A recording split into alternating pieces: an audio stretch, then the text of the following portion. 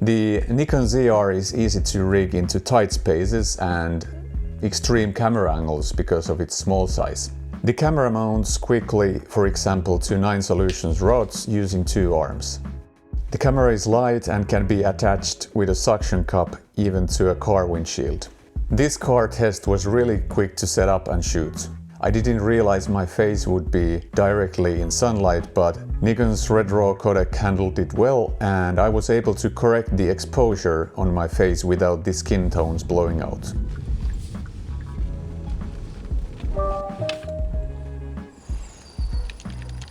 When doing bigger productions, cameras usually need lots of accessories so the rest of the crew can do their jobs. That requires enough space on the camera to attach extras. With the Nikon ZR, that extra space has to be built with a cage. Today I'm comparing different cage options from Tilta and XLCS.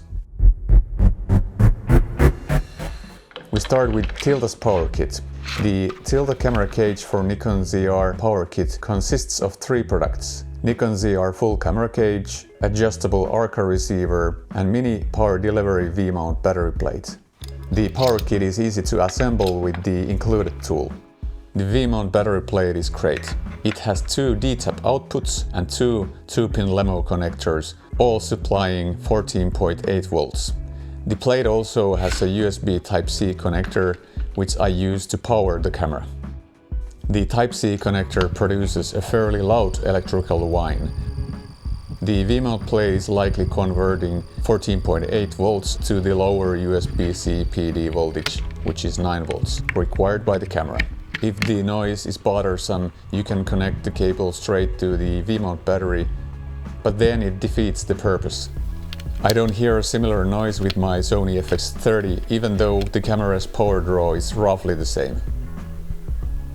The 2-pin LEMOs make the Power Kit professional because the connectors matter when you want to attach, for example, a wireless follow focus motor or a Pro lever video transmitter to the rig. This is a good basic framework for indie production where a camera assistant can hook up everything needed. Tilta's cage is slim and minimalistic compared to, for example, small rigs model, but it doesn't hold the camera tightly enough, even though it's screwed in from 3 points. Torque from focus pulling causes the camera to wobble. Tilta's cage also limits the screen's rotation, although side-mounted audio cables would limit the rotation as well.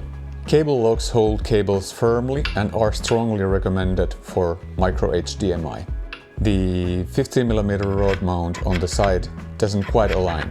My rod holder is probably too wide and doesn't fit perfectly with the cable lock, so it sits slightly crooked. You can still mount a follow focus, but it doesn't attach neatly. So Tilta's cage doesn't meet requirements because it wobbles during focus pulls. That is why I also tried XLCS Cage, which is snug from the start. The camera mounts to the cage with 2 screws you can install with the tool coming with the cage. With an available accessory, the adapter lock, you can attach several types of PL mount adapters, adding another mounting point to the camera. This cage doesn't wobble during focus pulls even without the adapter lock. Here's another test with a Z to M mount adapter.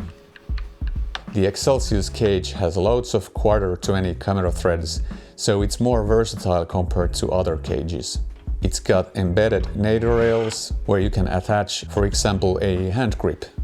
I also really like the mounting points in the cage where I can attach 15mm rods. I don't need a riser or base plate, so the whole setup stays low and compact.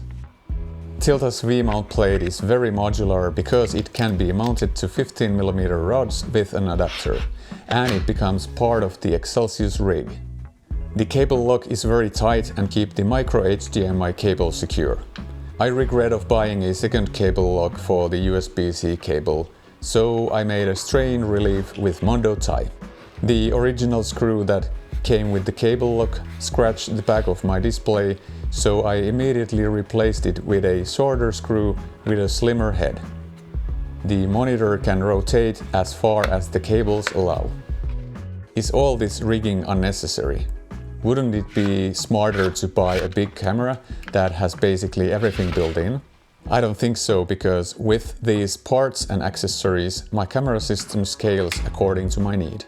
Sometimes the camera is fully rigged on a tripod, sometimes it's stripped for a gimbal, and sometimes only the body and lens are mounted in a tight spot.